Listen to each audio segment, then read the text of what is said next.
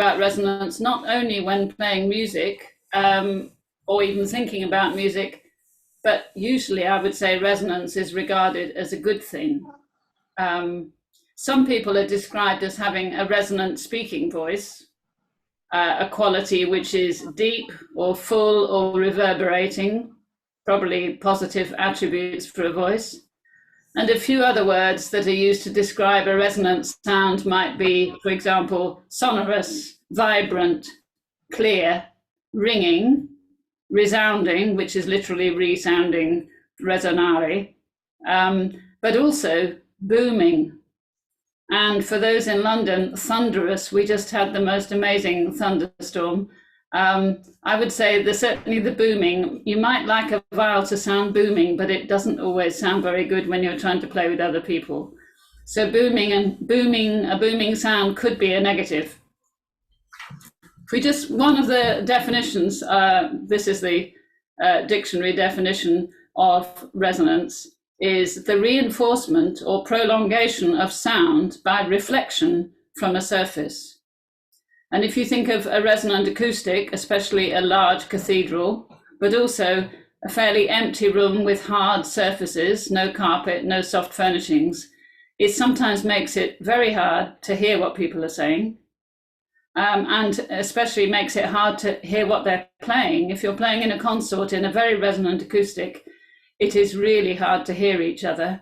And sometimes one would say, let's put carpets and coats and things down to try and improve that situation. The other thing is that you can quite often find that an acoustic like that is very flattering. So you play a note and it sounds fabulous, makes you sound actually better than you really are in many cases. It can be better for your technique to actually practice or rehearse in a more dead acoustic, but it's not so pleasing to your ear. Most string instruments, whether they're hammered, piano for example, plucked, harp, guitar, lute, or bowed, violins or viols, of course the strings always are going to resonate. And the bigger the string and the lower the pitch, the longer they're going to go on resonating. So I have to say that for the treble players, it's much, much harder to get really good resonance. And maybe I'm starting with my bass because of that, because if I'm trying to demonstrate resonance, it'll be slightly easier to hear on the bass. So anything small or short is going to have much less resonance time, and it's going to be much harder to make it feel resonant unless you're in a cathedral. A few ways to improve your instrument's resonance. We get another definition now: the reinforcement or prolongation of sound by the synchronous vibration of a neighboring object. Now that neighboring object, when we play the viol, is often another string. And if the whole tuning of the viol, with 6 strings to start with at least, is relating to sympathetic resonance coming from other strings, but that only works if they're in tune. So if I just play my bottom string, and I hope it's still in tune, actually I need to now see myself properly. I'll just, sorry, I changed my view. I don't want to be distracted by all of you. So if I just play my bottom string, I'm hoping that my second string down will vibrate in sympathy with the bottom string. I'm sure you won't be able to see it, but you might hear it. Not very good. It was good before we started, of course. Bit better. That's a bit better. I'm sure it's not really possible on Zoom, but I want you all to do that in a moment to see if you can hear other strings resonating. Likewise, if you play your 5th string, if you're well in tune, you will hear the top string very slightly. Now, if you can't see the resonance, and it's hard to see on a shorter string anyway, but even if it's not perfect, if you have your finger nearly touching the string, but not pressing on it, you might feel the string buzzing, even though you can't hear it or see it. And you can actually hear that buzzing sound. Stopped again. There was a little bit. So all of those things and many other things are going to help the resonance of your instrument. And so often people don't bother tuning the bottom strings because they're not going to play them, which is often true, but it is going to affect the sound of your instrument. So before we go any further, if you all play your bottom string, whatever it is, if there's two of you in the same room, you might want to take it in turns because it would be hard to hear. But what we want to do is to hear whether the second string is actually vibrating, or feel it, or see it, any of those. Just try that now. Play your bottom string quite firmly with a long bow. Do it again. And watch or feel or everything on that second string. Now, if you can get a buzzing against your finger, that's a really good sign. But it does take time, and I don't want to spend, I'm not going to spend the whole of the next hour getting in tune by any means. So it's one thing to check. And if one was to play the second fret on the fourth string, that should resonate the bottom string if it's in tune. So if you play your fourth string down, that is second fret, any old finger, firmly, you should be able to see your lower string resonating. So that's another check. So we've now got, if we're lucky, the bottom string, the fourth string on the second fret, the second string open, and the top string open, all resonating together. It does take a long time to get viols that well in tune, especially, the turning of the pegs is really hard to get it right, but it's worth trying at some point when you're in a quiet place so you can hear. There's one other useful trick which may not work today, but if you play your top fret on the top string, if that's in tune with your second string, then you can actually manage occasionally to take your finger away from the top note and it carries on. I'm sure you can't hear that on Zoom either, but it's quite exciting. And it's a bit of a cheat, really, because I always say never take your finger off. But in this case, if you've got other strings that are resonating with the note you're playing, you can actually take your finger off as long as you take it away carefully. And it's still going. I can still hear it here. Anyway, those are just things. Tuning is really essential if you want to have a resonant instrument. And often there isn't time or whatever. Just one other thing about all gut strings, which I've got here, and I know that quite a lot of you have these days, all gut strings, the resonance is always going to be shorter than if you have overwound strings. But when you have a slightly shorter resonance time, it's actually better for the consort because you can hear more clearly. So you get better clarity of the different parts in the consort if you have gut strings. And this is talking about the bottom strings, not just the top ones, but all the way down. Now, I'm guessing some people here have got 7-string vowels with them. I can't see who has. But if you have a 7-string vowel, you're going to get even more resonance because you've got a low A to resonate with the E, third string, as well as the other things I just talked about. You've almost certainly got covered strings on the bottom, which will go on ringing for a very long time. And it's perfect, say, for French repertoire, solo repertoire, when you want a lovely ringing sound on all these low notes or even on the high notes, but it's not ideal for consorts. And so if you do play a 7-string vowel in a consort, you have to be careful that your resonance doesn't actually muddy the whole texture of everyone else's. That's enough on tuning. Just a few more quick things about what will improve the instrument if you're lucky. The bridge. If I'm not going to move my bridge now, but many people I find when I'm teaching have their bridge feet not actually quite touching here. This is on the lower side, the tailpiece side, underneath where the soundpost is, at least above it, sorry. There will often be a tiny gap, also sometimes on the other foot, and it has been known in some classes for someone to have a bridge that's like this, and halfway through the piece it bangs down and falls over. But if your bridge isn't fitting properly, you are going to lose a huge amount of resonance. So that's something to check.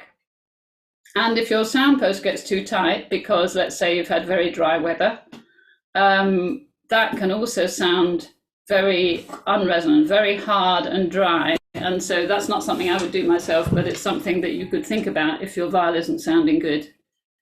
Because what we want to do is to eliminate the viol being the cause of bad sound. We want to be sure that you can't blame your instrument. You've got a perfectly set up instrument, and the only thing you can blame then is yourself. Strings, if they're too old, and especially if they're hairy, they're not going to ring properly.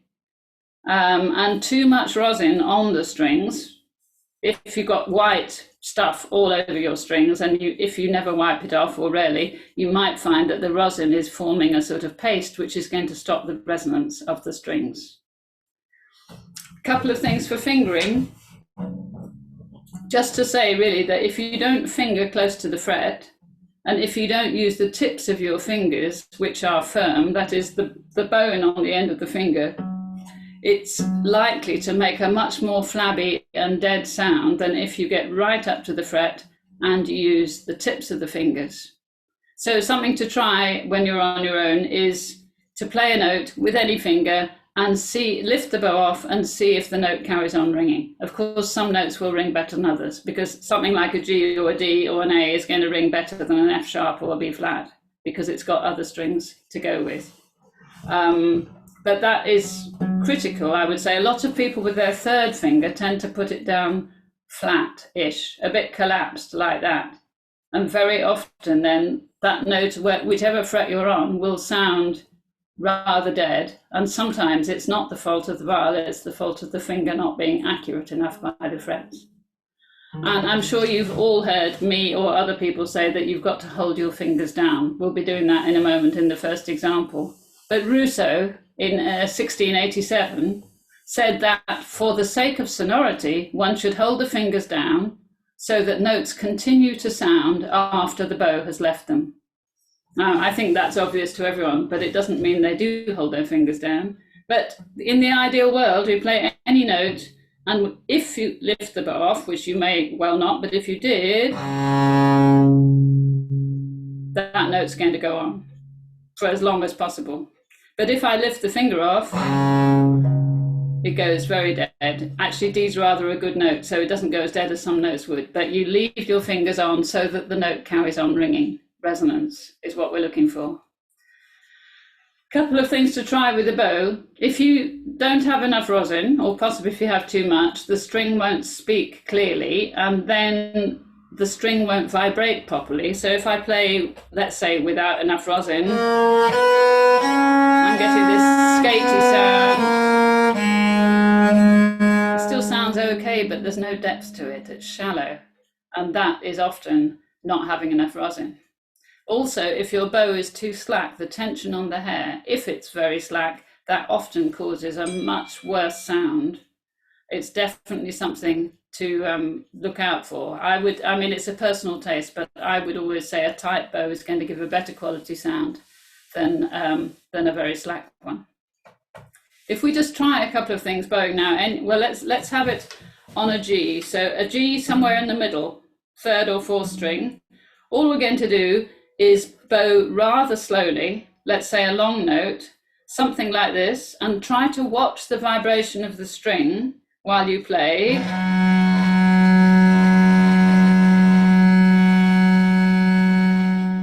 That's moving the bow quite slowly, and the string is not resonating properly. It might be doing a little bit, but it's not really resonating. Just try that. So a long, slow bow, and watch the string.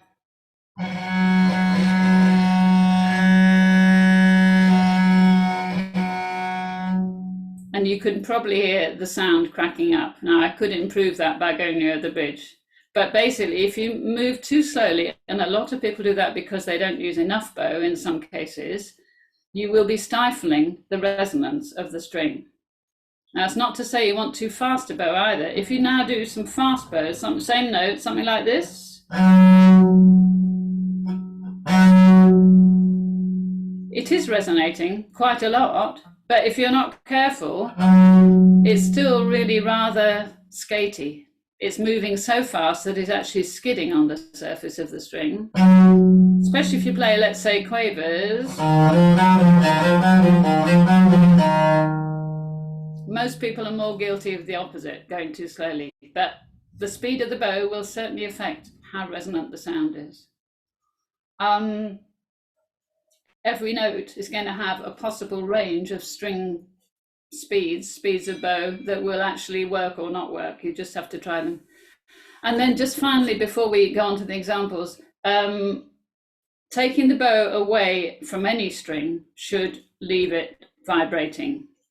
Let's just play an open A string. Let's do it on a back bow and just play, let's say 3 beats and lift off. 2, 3.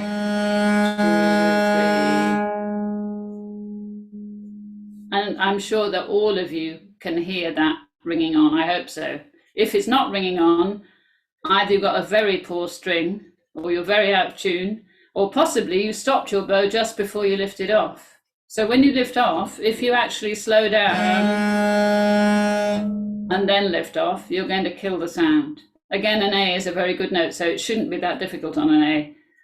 Sometime try it on something like an F sharp, and that will be a much harder test to see if the note will continue ringing when you lift off. And when you lift off, try not to lift off with a cellorando, like a plane taking off like this. It does make it resonate more, but it doesn't sound nice for the music, I would say, not in many situations. So you want to lift the bow off at a speed that's similar to what you've just been playing, and imagine that it's floating off into the air. It's not being forced suddenly off the string. Let's look at the first example now. So we've got, I'm going to go on to a tenor bar. We've got the Bird Fantasia number 3. I'm playing a tenor because the opening happens to be on a tenor, and it fits. It fits really beautifully for fingering, for what I'm going to talk about. So for this example, the main point is getting a fingering that will resonate the harmonic sort of aspects of the part. So first of all, we've all got, I hope you've all got the PDF. You can play any pitch, but it would be good to do the octave that's written. So if you're playing a treble, play the top line. If you're playing a bass, play the bottom. For the tenors, well, for everybody, we start on an open string for now. Doesn't have to be, but I would, because what we want to hear on these first 3 notes is a G minor chord, downward arpeggio. We want all 3 notes to ring. Can you all just play that at that sort of speed in your own time? And start with the fingers ready, because there's no point in starting with everything off and then not finding the notes. Start with them all down. Here comes the thunderstorm, if you hear some rumbling. Again.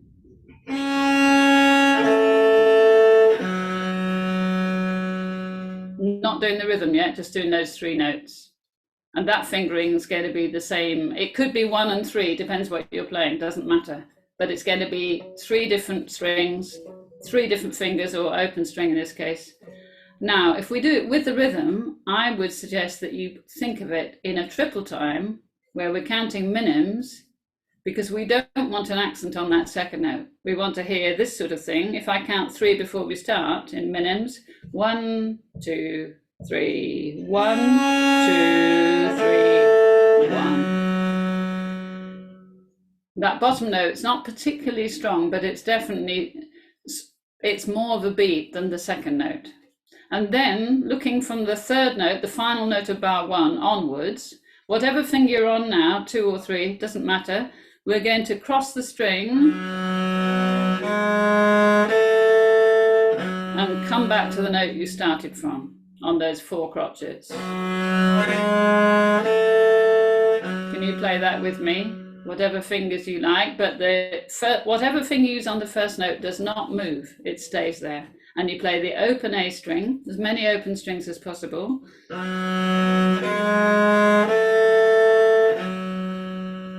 And that pattern comes in every single piece of Handel bass lines that you might ever play in your whole life, I would say. It's very typical for continuo, usually faster, that sort of thing. But it's the same principle. We want to bring out the harmony, which in this case is still G minor. So we've got from the beginning, 1 passing note, and then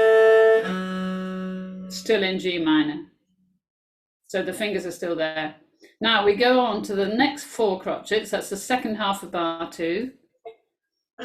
Whatever fingers you like, but there are some things to consider. Whatever finger you start on must not be the same as the finger you just finished on.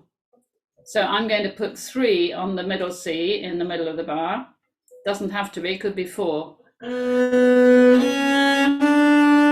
We got that same pattern, C minor. And when you keep that finger down, it sounds like a decoration of that note, which is, I think, what it should be. So it's almost like a semi-breve C, and you come back to it again later. Now, the problem is, how are you going to play the top G? Now, for the tenor viol, you could play the open string, and that would solve any fingering problems. And it is written at this pitch for the tenor viol. So you could go to open, but if you want to go to 4th finger, and you have to go to a 4th finger on the other sizes, then you would need a different finger on the penultimate note. Do you see what I mean? That's something to think about. You need to be ready to get to your 4th finger if you're not using an open string. You don't want to be jumping. I would say you never want to be jumping. You should never want to jump to any note, unless you're playing flashy stuff that it goes, up here and down there, and then you may have to. Can we try that whole exercise together in time now? Of course, I can't see what your fingering is, but try to think of all those the notes ringing together, and then. So we're aiming for resonance entirely produced by good fingering, holding down. I'll just count you in. I'm going to count you 2 minutes for nothing, 3 and 4, but try not to stress your second note. 3, 4.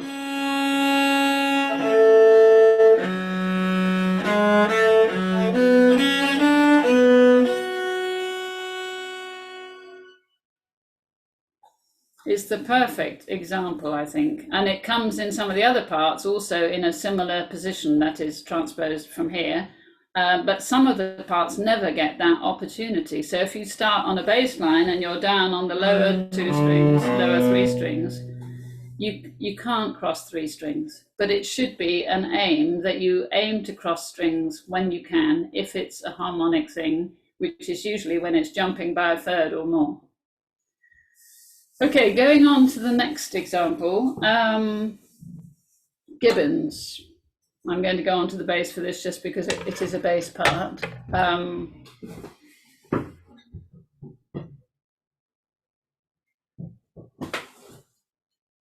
Look. So pick bass. I'm sure that a lot of you know this piece, starting with this bar as written here is the bass, one of the bass's starting points. And although it looks fairly easy, it's actually quite frightening if you're the one starting and everyone's going to try and copy you. And we can spend a very long time talking about which bow to start on and what to do with the rest and what bow to do after that. One question to ask yourself or your group is the first note a statement or is it already a question? How do you want it to sound, whether it's going to be something that goes on or a sort of very big statement followed by a rest? And that might affect the bow direction. We'll talk about that in a moment. And then is the first note going to be an open string or is it going to be a stopped one? And it could be either, depends what sort of mood you're trying to get. But I would say that whatever you do, there must be a string crossing between the first note and the second. And in fact, there will be anyway, pretty much impossible to not have a string crossing. So that means that the first note should ring on into the rest. And the best thing to do is to move the bow across to the next note during that quaver rest. It's not very long, but it's just long enough to get your bow just down there. Down 1 string or maybe down 2 strings. So let's just start with the first note and start whichever bow you like for now. Start with an open D string, and I would have my finger ready for the G, whatever finger you like, 2 or 3 or 1, depending on what instrument you're playing. So we're just going to play the first note and cross to the second one without playing it like this. So we're just playing a single note and we're crossing the string and landing on the second note but not playing it. Try that now. Now, the first question to ask yourself is, did the first note ring? I hope the answer is yes. But if you stop your bow before you leave it, then it's not going to ring. So you've somehow got to get off that string with the bow moving so that it carries on ringing. But then you get this, and you hit all the other strings on the way. So somehow or other, you've got to stop your bow on the adjacent string after you've left the first one moving. And the best way to stop that sound and not to crash into it and make another sound is to actually press on the adjacent string. People imagine that they need to sort of lift over, but actually stopping and pressing on that string will stop the bow, and that's what we need to do. And in this case, we need to go one string further to get to that G. So can we just play D and G a few times? So we're going to have a rest in between, a big rest for the moment. So it's going to go ba, cross, ba, cross, ba, like this.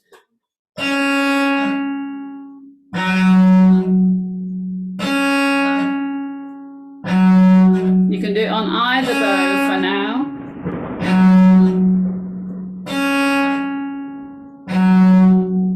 Now, if you do that, every single note should have been ringing. That's, of course, with a shorter rest than we're going to have. I mean, a longer rest, so it's easier. But that, in principle, is what we need. And the other thing that's a very common fault in this piece is that you play a minim more like a crotchet because you're so keen to get to the next bit, either because it's difficult to get to or because you can't wait to play it. But we need a whole minim. So whatever speed we're going, da, da, da, da, dum. Bum, bum, ba. It's quite a long note. It's not just a short note that comes off like that. It's a whole minim. When we get to the quavers, I would say the one thing that I would say is definite is that I would want to play them on a back bow because they're leading upwards to that next crotchet. Again, don't worry about any fingering for now. Doesn't matter. But the big question is, are we going to start with a back bow or a forward bow?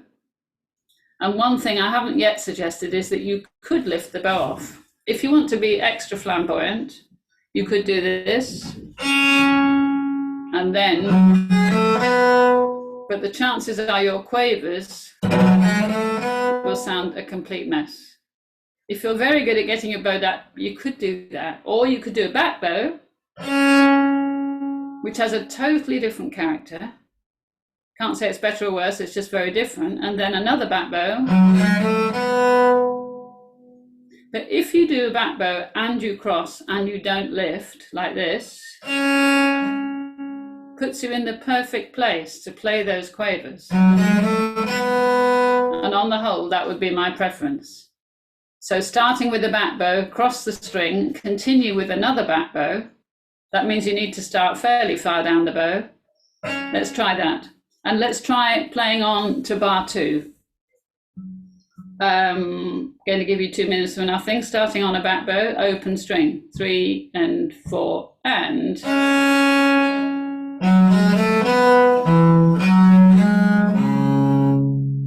And so on. It's quite hard to get those quavers sounding really clean, even if you got ready beforehand. Do that one more time. This time, if you want to, try a different bowing. Forward bow. The trouble with the forward bow is that it takes you to here, and then you've got your quavers to play in a, I would say, a not a very nice place to be. But some people don't mind. They usually sound a bit more heavy-handed. Let's try with the forward if you feel like it. 3 and 4 and.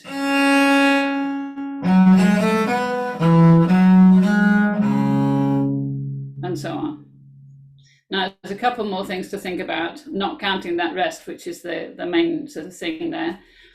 When you go up to the C, that is the first crotchet that you arrive on, we want that note to ring while you go on to the next bit.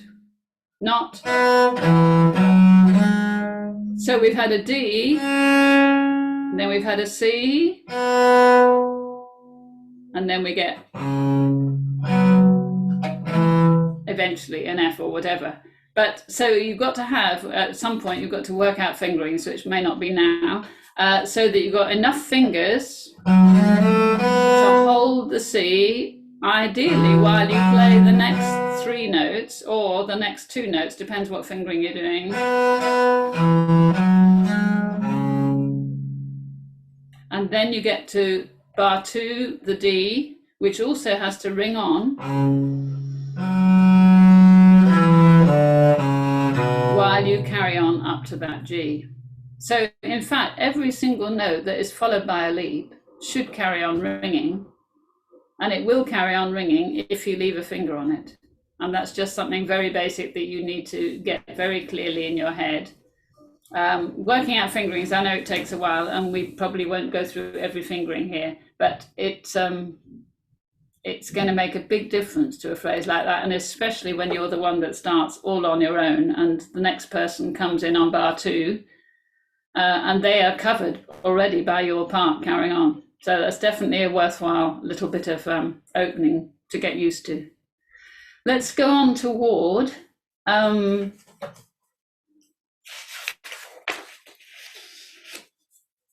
As we just saw in the Gibbons, one of the nicest ways to finish a note is to cross to another string. I would say that's always more useful than lifting the bow off, unless you've got several bars rest or you're playing something very flamboyant. So we're allowing the note to ring on, any note, because the bow has left it, which is just like plucking a string, of course. I would call that the perfect shaped note. It just goes away to nothing. But the advantage of also crossing a string for the next note, crossing to the next string, is that you've not only got a lovely sound on the end of the first note, you've got the possibility of getting ready for your next note early, and that usually means a better quality next note because your bow is sitting on that new string. So even if there's no rest, and of course usually there is no rest, you still cross the string ahead of the beat for those reasons, to get more resonance and to get prepared for the next note.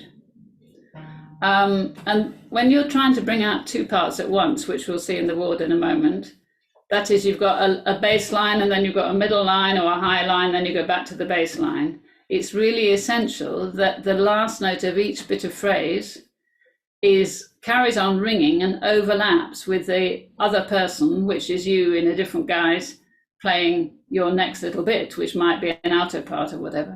Now, you get a lot of that in solo music, but you also get a lot of it in consort music.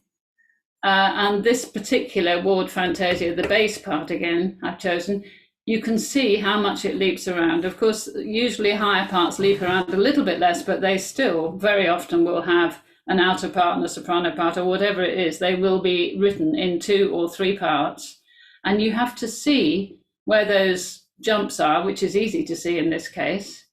And you have to connect the little tiny bits of phrases, which in this case are mainly 4 notes long, by holding the fingers. So just to start with the Ward, it's actually very nice for the tenors, even though it's written for a bass, because you've got an open F string, and almost every time you jump from that open F string, you would have to hold a finger if it wasn't an open string. So the tenor vowels for this piece are going to have an easy time. The trebles and basses are going to have a bit more of a difficult time, partly because F is a pretty horrible note on most basses, very dead. You've got to leave your finger on that bottom F. If you're on a treble, you can bar between the F and the B flat to start with, and at least the F's on a first finger and quite strong. So for the basses, we've got to get it on either a third or a fourth finger, probably a third. And we need it to hold down every time there is a big leap. So after 4 notes, the bottom F is held. After the next 4 notes, the top F is held. And then we go back down, we get to the bottom F again, it's held again.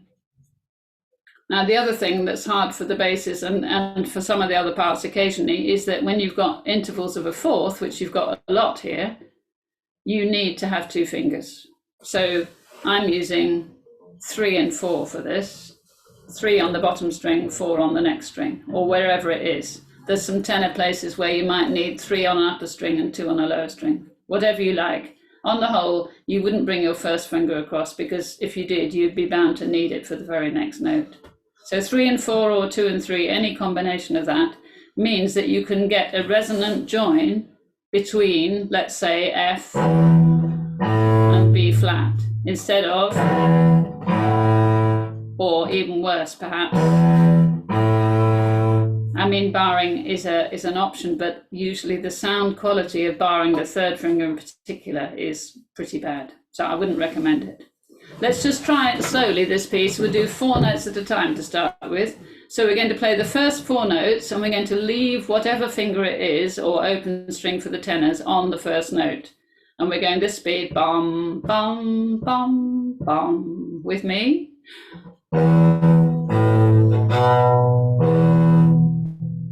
Okay, and now after that bottom F, finger stays down, bow moves up to the next F.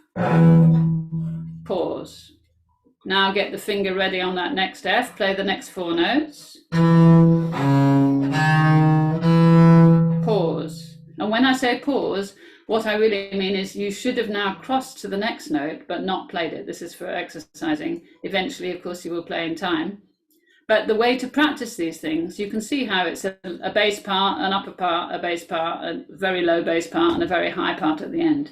You need to get the connection through the left hand, that is finger holding, but also through the bow moving early to the next string or the next note.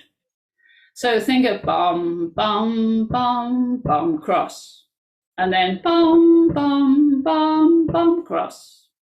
Can we do it like that? So we're having little pauses, but the pause is not for sitting on the string you just played, it's for getting to the next note early. After 3, because I'm counting crotchets. 2, 3.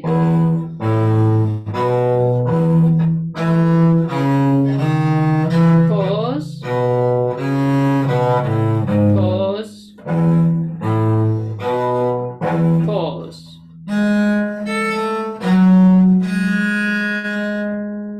That would be the way I would practice that. And then you should hear that it sounds much more like 2 people having a conversation than someone who is struggling to play octaves and to join them together.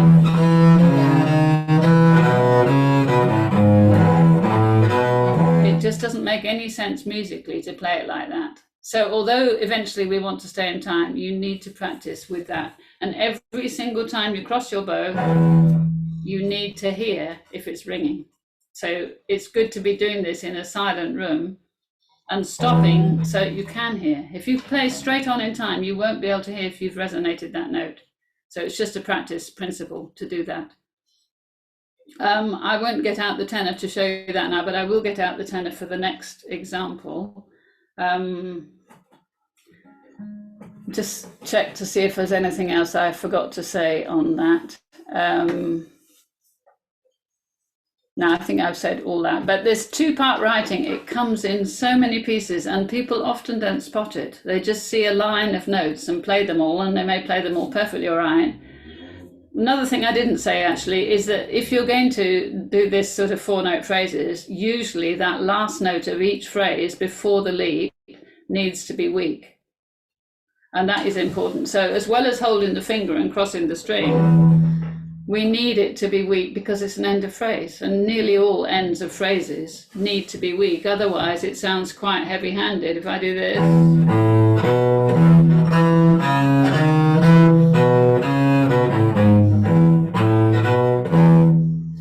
and people would say, well, it's on the beat, but it doesn't need to be loud. So you've got to somehow make those last notes of phrases also quite soft.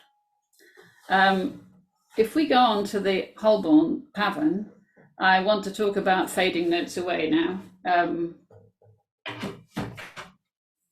There will be some time, a little time for questions at the end if you can remember them, rather than stop now and do that. I think better to carry on.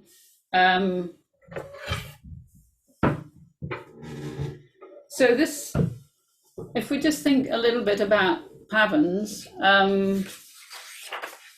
most pavans have very few rests, but nearly all pavans, probably all pavans, have sections with great big double bar lines, and very often people, when I'm coaching, they make a complete mess of the join. That is, they may do it right, but it just sounds uncared for and unbeautiful at the end of the note while they all go back and get ready. So in sometimes you might be, let's say you're sitting on a last note, sorry, and then you hear something like this for the next section. You need to respect the sort of calmness of a pavan. I mean, it really needs it. Even if it's powerful, it still has that sort of amazing repose on the ends of sections usually. And you need to make sure, I think, that whenever you go to the next section or you repeat, which may be different bowing, you don't lift your bow, you don't put it back in another place, but you do leave the note resonating. And now, of course, if it's on the same note, that's a little bit difficult. We'll talk about that in a minute. But let's say that you're going to jump up an octave for your repeat or whatever. Just like we've talked about already, you move the bow across, and then you're ready to play the next section or the repeat or whatever. And I would move the bow across a little bit early, but not too early, because we don't want a gaping hole of a whole sort of minim off or crotchet off. It's too gappy. So before you take the bow off or cross the string or whatever you have to do, you would fade it so there isn't that sort of jolt when you stop playing. In effect, one is trying to fade it to nothing. That is the most beautiful thing. A viol is extremely good at doing that. It's easier on a back bow, but it's possible the other way. If we just think about ending a note, let's say play a C on the A string. Open string makes it slightly harder. Let's play on a back bow for now. Let's assume it's 4 beats long and you're going to decrease the pressure and the bow speed and possibly slide away from the bridge, which would be all the possible ways of making it get softer for 4 slow beats. Oh dear, somebody at the door. Hang on, sorry. Where are you going?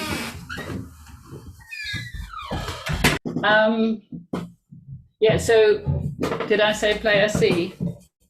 C on the A string. Back bow. Going to have 4 slow beats and fading like this. I'll just do it once. 1, 2, 3, 4. I'm trying to gauge it so I don't get, don't run out of bow, don't have masses left. Let's just try that. That speed, 4 beats, getting softer and softer until we can't actually hear where the note has ended, whether it's ended or whether it's stopped. So that the stopping of the bow on the string becomes less of an issue because it's already faded to nothing in sound. 3, 4.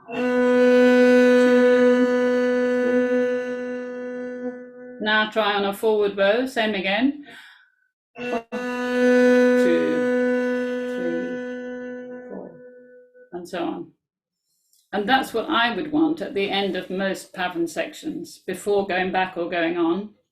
So there's virtually a join, like a sort of fine filigree thread, which resonates, seems to resonate anyway. If you're crossing the string, you can use the technique we already talked about, where you cross to the new note, and that allows the resonance to carry on. Now, if we look at the infernum, it's very untypical. If this is the end of the second section going on to the third, it's one of those few occasions, relatively rare, where the first beat of the next section could be the cadence from the bar before. You might have arrived on bar 17 and think, well, that's the end of that section. But in fact, when you go on to the next section, you can make it join through. Can we just play, I'm going to play the tenor part, but play bar 17 and join that first long note into the second, not with a big surge, not like singing a hymn without taking a breath, but without fading so much that it actually sounds as if it is going to that next chord as the end of the section. 3, 4, 2, 3, 4. And then we got a whole semibreve, which needs to be full length, not coming off early. Let's try that again. 2 whole beats on the semibreve, and then we'll talk about what to do with the rest. Going through, of course, it would sound much nicer if we could hear each other, but you have to imagine it. 3, 4.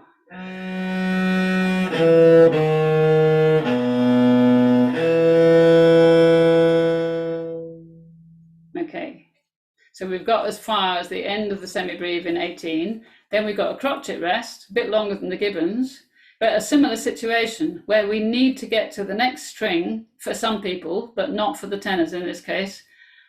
And we need to resonate the end of the chord we've just played. So if you can cross a string, that's a good thing. If you can cross a string and hold the finger, that's even better, because you have got, most of you anyway, have enough fingers to be able to play 2 notes without having to jump one across. It's different in every part. And for the tenors, you can't cross a string because you're going to be on the same note. So for the tenors, I would lift the bow tiny bit, half an inch or less, very gently on the 3rd beat, exactly like this. 1, 2, lift. And so on, and then straight back. Because if you only lift that small amount, the chances are you can get back onto the string to play those crotchets cleanly without a bounce. For everyone else, you'd be crossing the string, cross.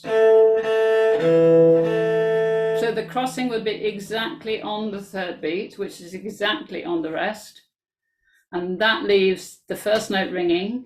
It gets you ready for the next bit, and then everyone moves together. Even though this is a 5-part piece, everybody moves together on these crotchets. And then the tenor viol, the second tenor viol, gets this extra little bit, which is a fabulous effect, and everyone else has the semibreve.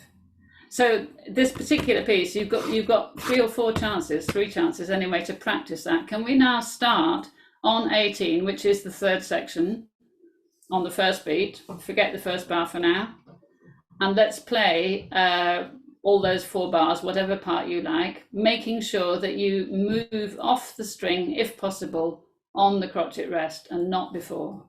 And then you carry on in time. These are minims. 3, 4, 1, 2, cross.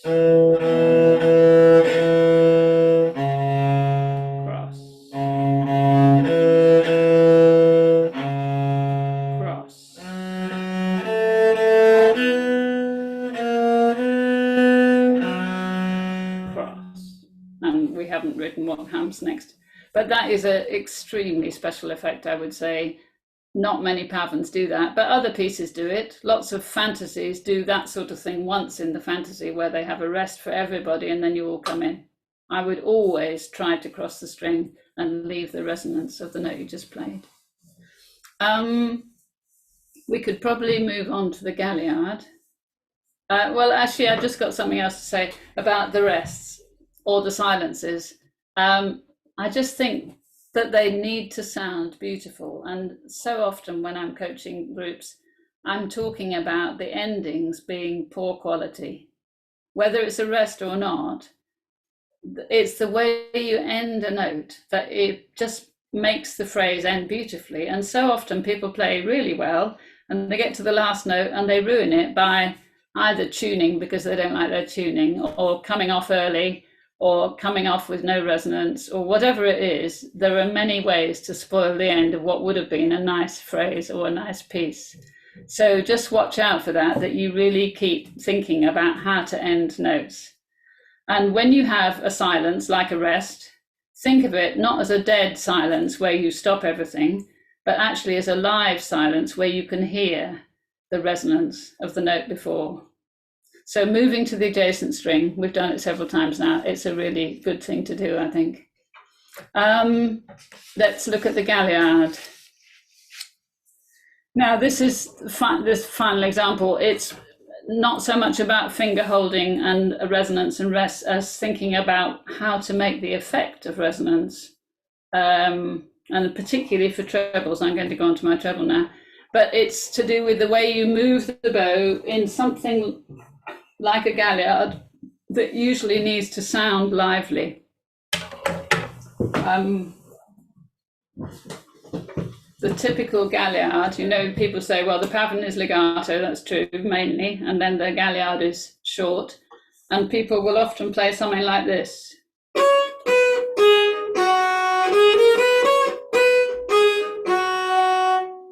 And it just sounds like a caricature of someone who's been told to play short. I think that deadness, that was me stopping the bow on each note in order to make it sound short. I mean, it does sound short, sounds staccato, it sounds very unlike I would like my viol to sound. So although we do need to fade these notes to make them sound sort of lively and to make them sound detached, ideally we want the resonance to go on.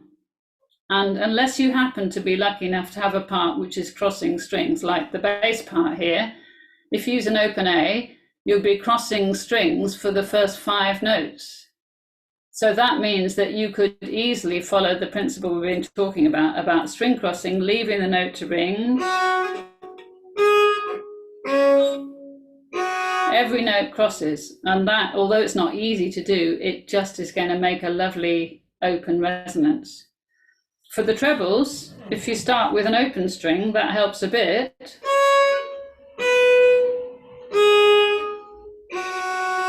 So 2 notes are not crossing the string, but then you cross the string again. And for the tenors, you could play it all on one string, like this.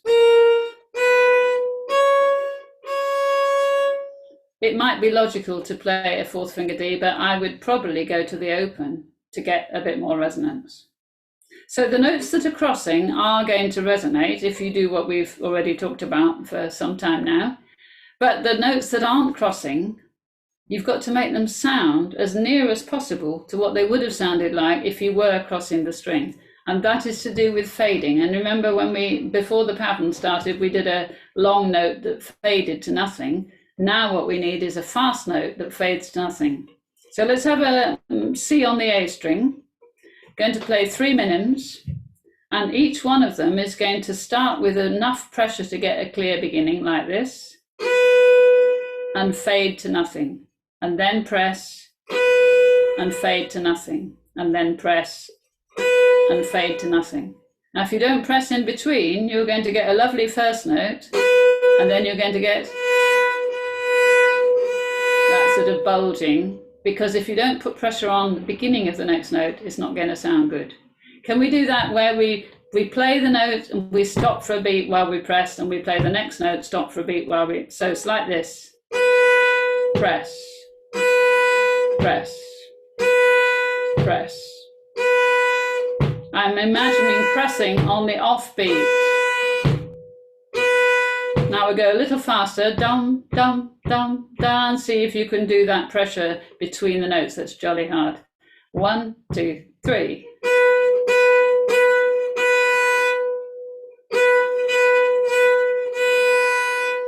Hard enough on one note. Not much harder actually when you've got other notes, but you've got more to think about. But that's what you need to do on any note that is not going to cross the string. And just one more thing to think about. We talked earlier about the sympathetic resonance from different strings. Let's say, I hope my treble is in tune. And I also mentioned that trebles need help. I mean, they have the hardest job to make a resonant sound. If we look at the first 4 notes of this galliard before we play the whole thing, when I play the first note, open D, I should be picking up some resonance from the G string and the bottom D string, hopefully. When I play the C here, I should be picking up resonance from the open C string. When I play the open A, should be hearing a bit from the bottom D. And then when I play the G on the first whole bar, I've got a G string and a bottom D and a top D, all helping that G. So it's actually a very resonant key in a way. I mean, much better than some keys, you know, with 2 or 3 flats, which do sound very covered. So although you haven't got much to go on, it can help. I'm not saying you have to add extra fingers, but it actually, if you're in tune with all your strings, they will be picking up a little bit from what you're playing. Now, that doesn't probably affect how you play it. Just one more thing before I forget, and I know we're nearly out of time, but if you have a wolf note, and most people have a wolf note somewhere, playing another or fingering another note with it can help it. And on this treble, the G, open G string is extremely wolfy. And if I put this finger on the middle G, on the E string, now my G string works perfectly. So although you can't be doing that for every note, it is worth knowing that trick. Occasionally you can actually tune an open string if you're not using your bottom 2 strings. But in this case, if I was having to play that G, knowing it's a wolf, I would try and finger an extra G to help it. And all of that is resonance and just making it sound as if it, you know, it's got much more ring to it. Let's try everybody playing whatever part you like here of the Galliard. And we're going to play the real notes. First of all, just the first 4 notes, starting on a back bow, trying to get resonance on each note and trying to fade each note, and then just sit on the 4th note when we get there. After 3, 1, 2, 3. Just do that one more time. 2, 3. And now we're going to go on, and when we get to the middle of bar 1, because it's numbered, sort of not counting the first 3 notes, we're going to do a similar thing on the next 3 minims. So the end of bar 1 is going to be similar. When you get runs of crotchets that move by step or dotted notes, then play legato. So we want a mixture of these sort of notes and completely legato.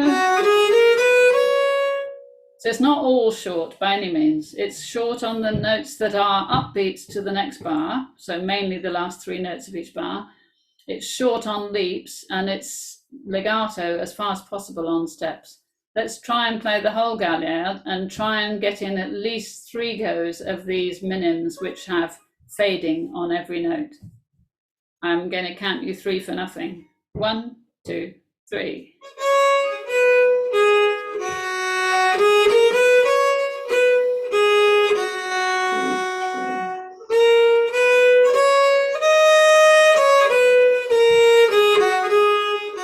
Repeat.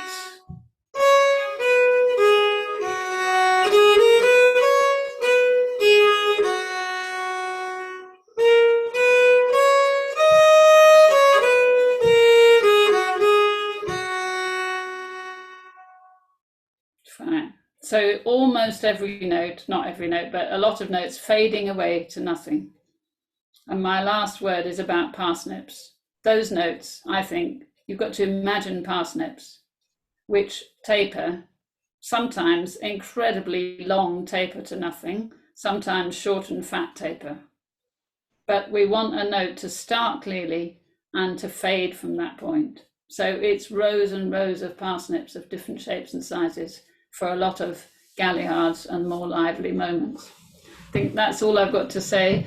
And we're pretty much on time, but I'm sure there's time for a few questions if there are any. Thank you very much, Alison. So it's parsnips, everybody. So does anybody have any questions?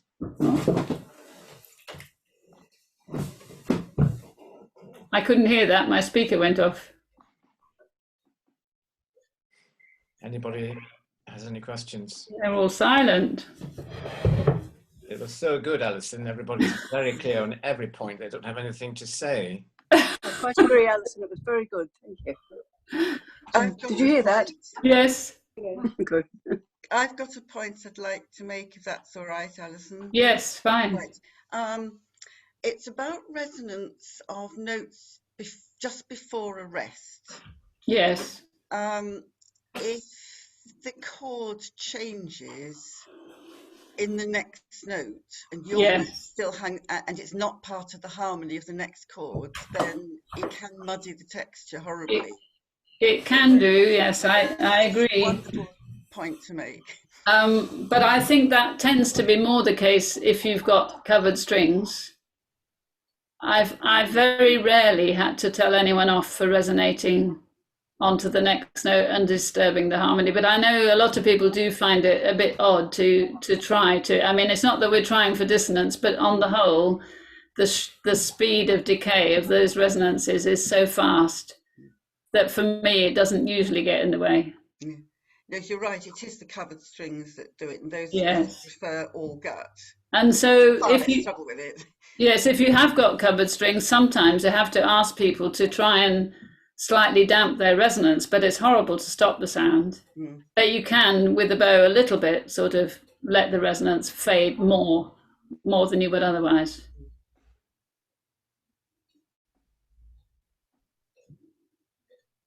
They're all silent. I've got one relating to what Elizabeth just said. Years ago, I was playing the violoni in some Bach piece or other, and I had a few open E's, and then I had 2 bars rest. And I played these open E strings, and then I stopped for my 2 bars rest, and then the conductor stopped the orchestra, said, "Who's playing an E in that bar?" And 2 bars later, my E was still ringing and getting in the way of something else. So it can be a problem. I have a question. Do you hear me? Yes. Oh, hello. Yes, please.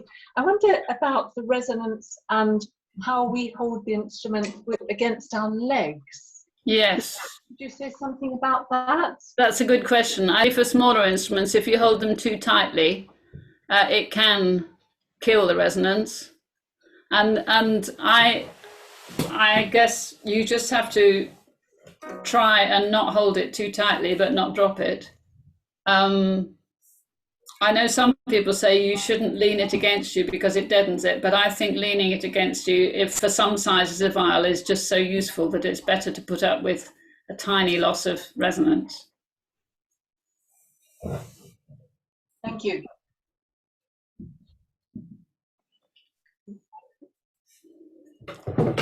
Oh.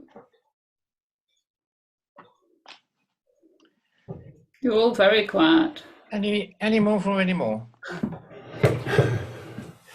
I will Are they still there? I will organise the breakout rooms, which will start now. You'll probably see a warning that it's going to happen. I'm going to click the button now.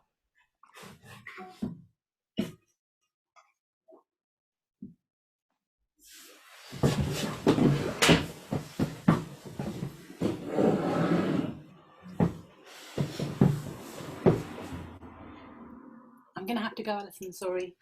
So, Nice to see you. Gabby, yeah. Thank you very much, Alison. I'm going to abandon. Thank you. All right. Bye. Thank you. Thanks very much. You as well. Thank you very much. It was great. Good. Thank you. Thanks, Alison. Thanks, Ubi. Bye. Hello. Bye. Colin. Yeah.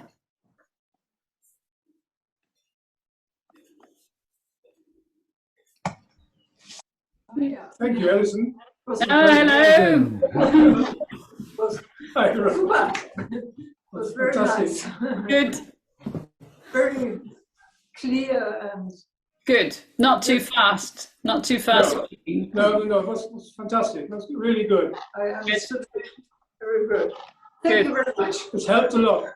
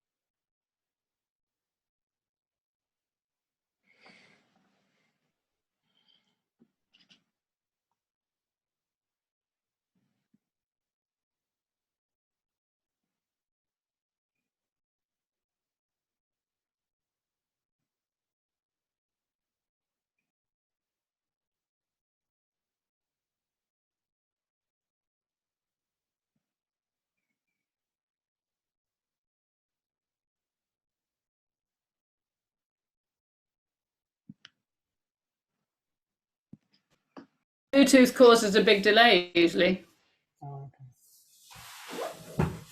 There's Ibby, come to see us.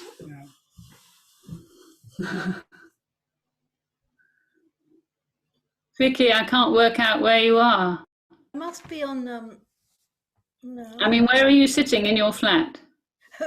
In the front room. Not in the office. No. Oh no, there's a mirror. Is that a mirror? That's the problem is I'm watching on the television and I have to do it through a laptop. That's just why I'm often looking in the wrong direction. Oh right. Anyway, I've got two images, a small one and a big one. So you've got a big television? Well, not big by modern standards, no, but, you know, large enough. So the laptop connects to the television? Yes, I've got so many plugs and it does wobble occasionally, and occasionally you went, woo, that sort of funny thing, but you came back in the end. No, it's just I can't really play my viol in that room with they often Playing. Hi, Ibby. We've got big echoes. Hi, can anyone hear me? I can't hear anybody. Yeah. I hear you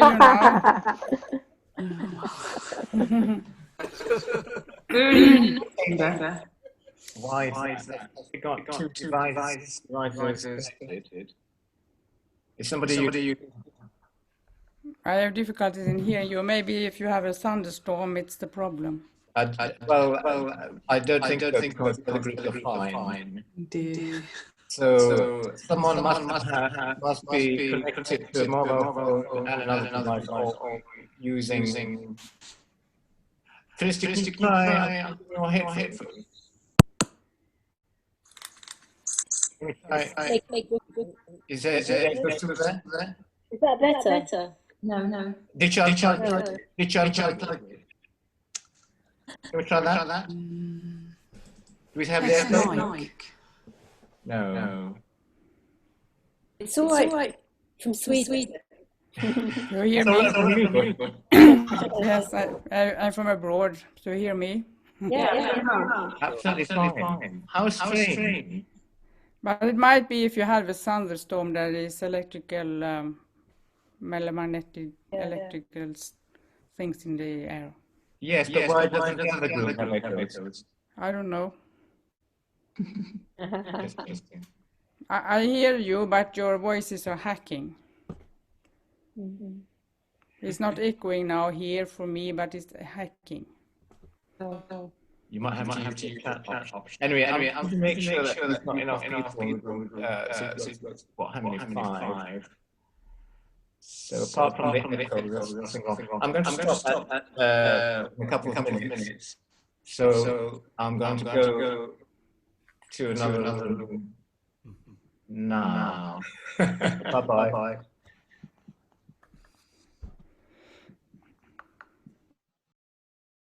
I have on occasion played with Little Hopper and it went okay. Hi, Abby. Hello, just You've given us a nice hello. international group. Yeah, we've got Stockholm, we've got Washington, D.C., we've got Sweden, we've got Carlos. That's excellent. This is somebody else as well. So we've got a couple of minutes left, and then you'll all be whisked back into the main room before we call it a day. So I'll see you in a bit. I'm going to another room now. Yeah, Let me just tell you, Ibrahim, nice to see you. I found myself transcribing a piece of music of yours only yesterday. Oh yes, which one's that? It was your arrangement of Happy Birthday in the style of Mr. Purcell for Alison's birthday. I see. I don't know how you come across it. Were you there when we did it? Yeah. All right. Yes, you were there, of course. Yeah. Great. Okay. Well, see you in a bit. Indeed.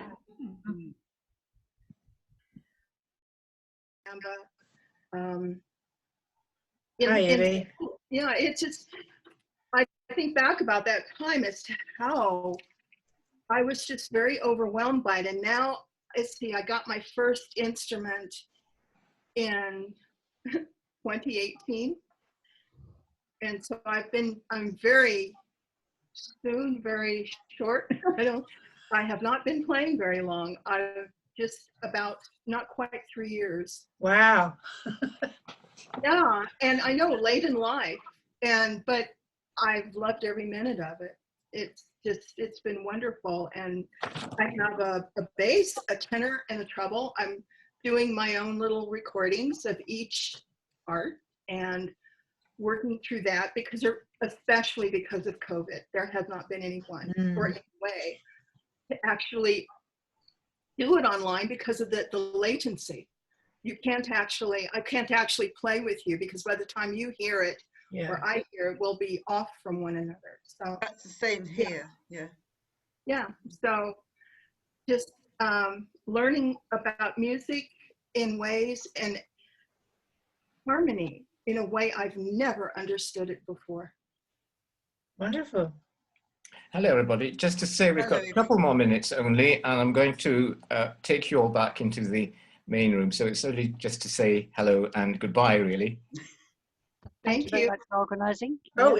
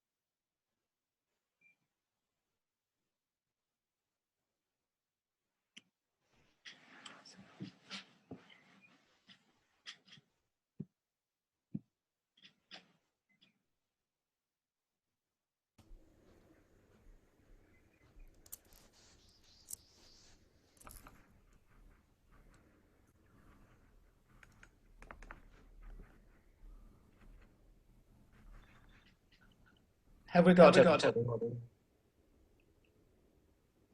I'm sorry, I have been experiencing echoes. Something that cannot be helped, but I think it might be something to do with this thunderstorm. I can hear the echo for myself. It's really quite off-putting me. But thank you for attending this session. If you have enjoyed it, do consider leaving a donation on our website. And also say session will be about authentic singing. We'll give a talk on Thursday, 7th of May at 7:30 p.m. daytime. So do join us for that. So until then, be safe and keep playing, keep practicing. Bye for now.